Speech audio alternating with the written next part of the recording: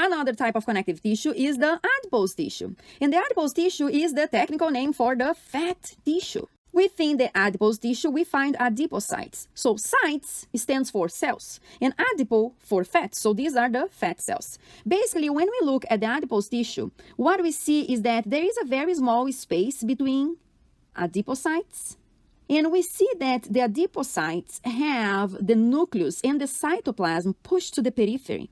And that happens because of the presence of a vacuum that's filled up with fat within the adipocyte. When we look at the functions of the adipose tissue, what comes to mind is the fact that it works as energy reserve because it stores fat.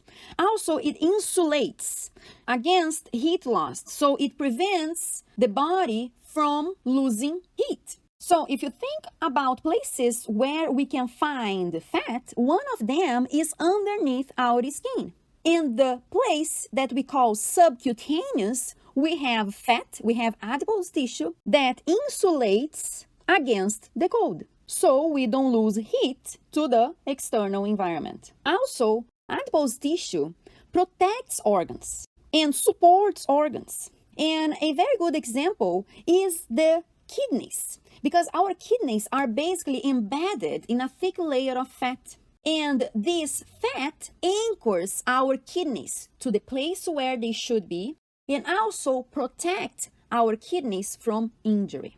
And I'll give you more details about this fat function in helping anchoring the kidneys and protecting our kidneys when we study the urinary system.